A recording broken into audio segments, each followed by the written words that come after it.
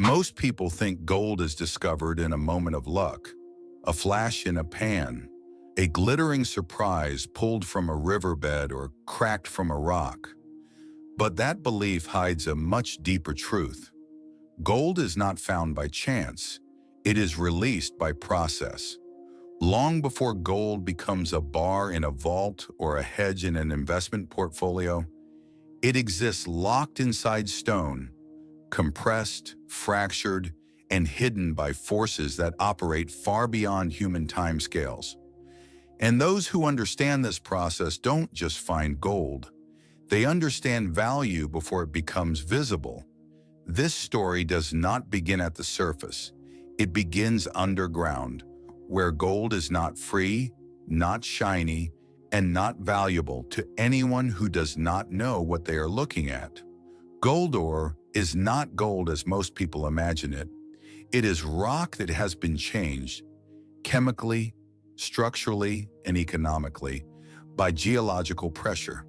The gold inside it is often microscopic, bonded to quartz veins, sulfide minerals, or iron-rich host rock. To the untrained eye, it looks worthless. To the trained eye, it is stored potential. This is where geology quietly becomes finance, because every step required to pull gold from ore mirrors how wealth itself is created. Not quickly, not loudly, but methodically, patiently, and with an understanding of systems. Gold does not appear randomly inside rock. It is introduced. Deep underground, hot fluids move through cracks in the Earth's crust. These fluids carry dissolved gold atoms, so small they cannot be seen, so dispersed they are meaningless alone. When pressure drops or chemistry changes, those atoms precipitate.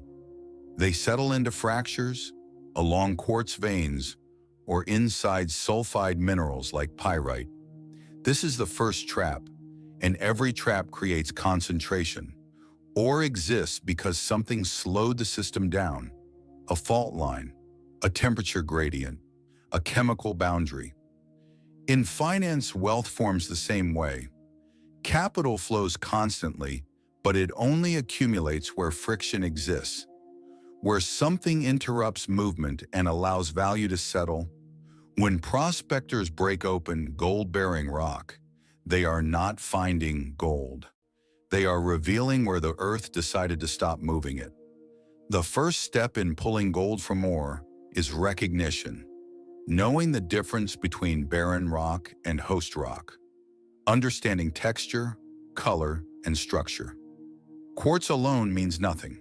Iron staining alone means nothing. But patterns do.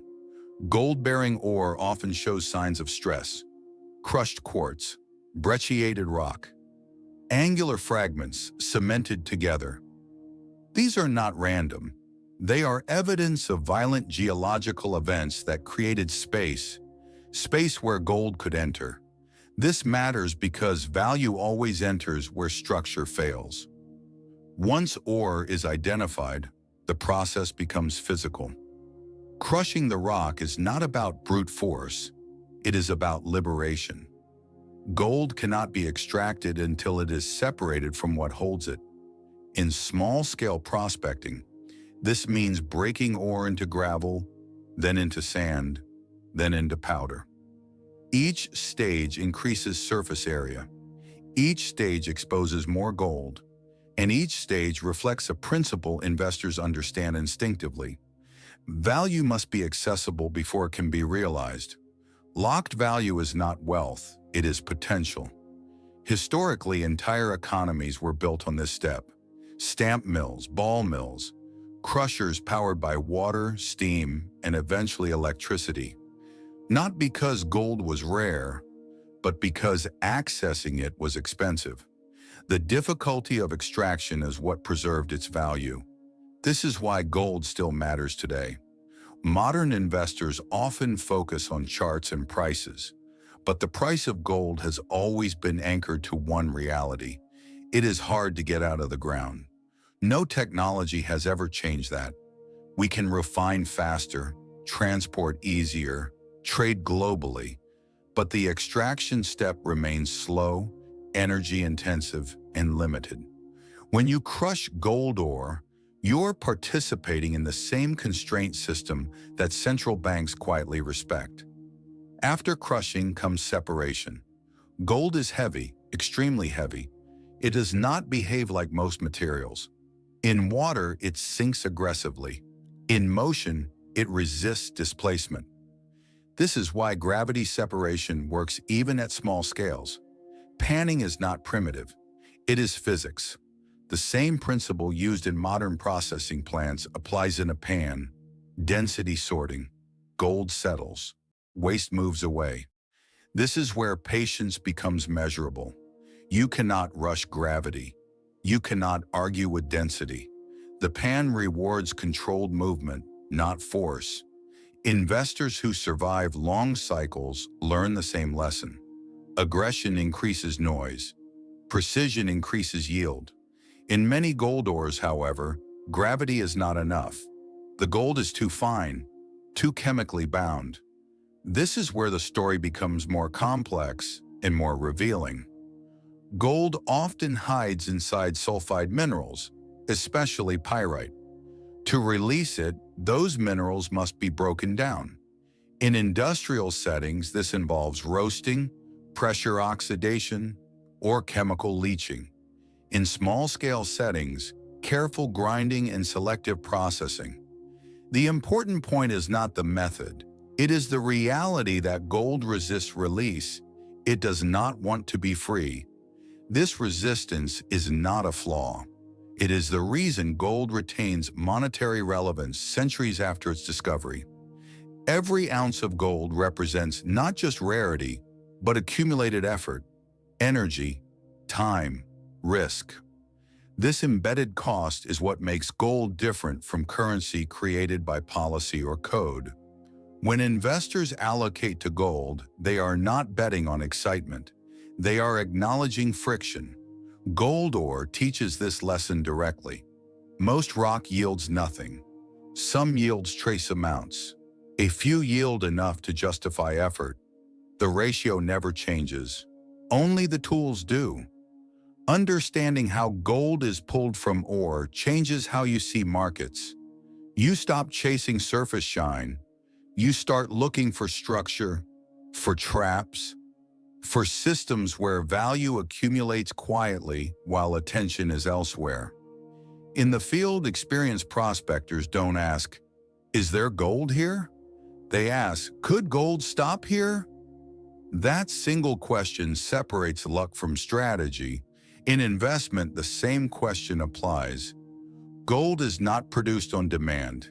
It is revealed through process. And those who understand the process, geological or financial, position themselves before outcomes become obvious. This is not about mining. It is about recognition.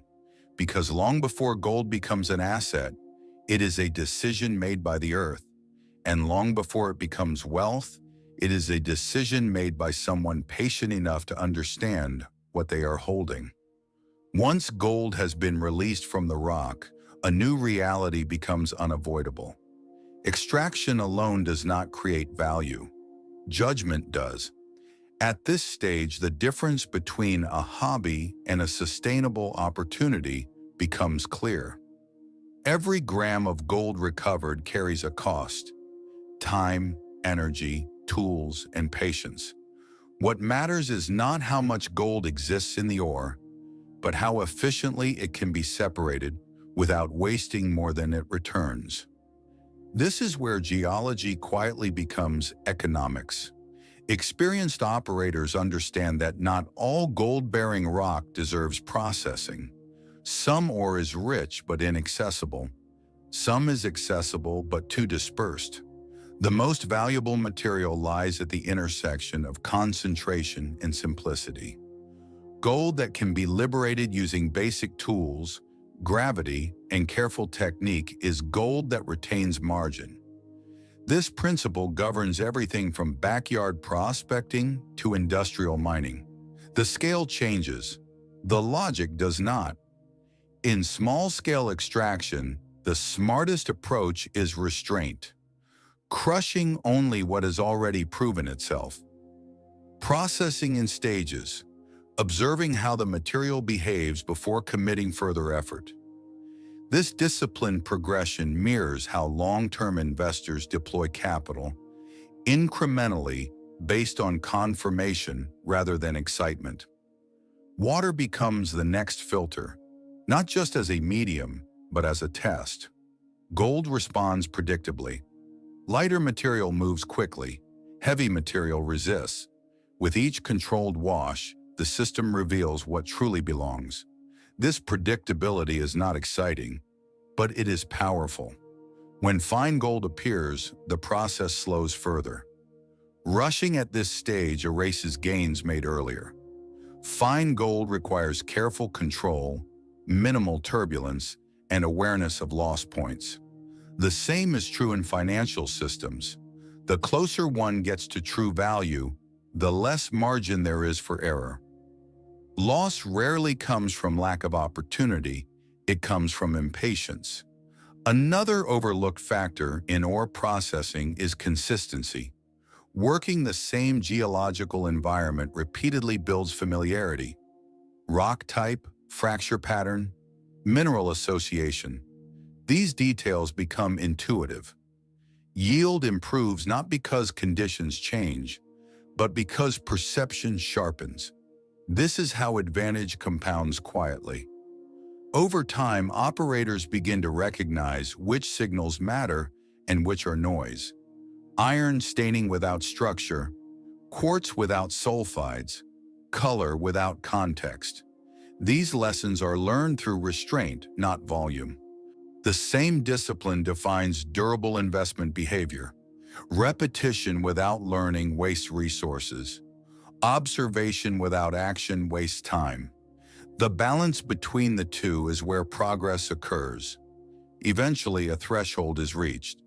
The gold recovered may not be dramatic, but it is consistent, predictable, measurable. At that point, the activity stops being about discovery and starts becoming about management. Management of input, management of effort, management of expectation. This is where gold shifts from fascination to function. Gold recovered through understanding rather than chance carries a different weight. It is not just metal, it is confirmation that systems can be read, constraints respected, and outcomes influenced without noise. That lesson extends far beyond ore. In financial terms, gold extracted this way represents stored effort converted into durable value.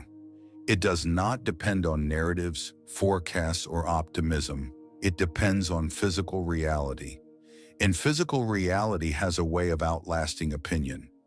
This is why gold continues to attract capital during uncertain periods, not because it promises growth, but because it limits surprise. Those who understand gold at the rock level understand this intuitively. They know that wealth is rarely created by force. It is created by positioning, by placing effort where structure already favors accumulation. Hidden geology teaches this lesson relentlessly. Value does not announce itself, it waits. Those willing to slow down, observe systems rather than chase signals, and respect the limits imposed by nature, tend to find that outcomes improve quietly over time, not dramatically, reliably. Gold is not pulled from the ground by optimism. It is released by understanding. And in a world increasingly driven by speed, noise, and speculation, the ability to convert hidden structure into quiet wealth remains one of the rarest skills there is. Gold does not reward speed or noise. It rewards understanding. From the moment it forms deep within stone to the moment it becomes value, the process never changes. Systems matter, structure matters, patience matters. Those who learn to recognize where value stops moving, in rock or in markets, rarely need to chase it. They position early, move carefully, and let time do the work. Quiet wealth is not built by discovery alone. It is built by knowing what to release and what to hold.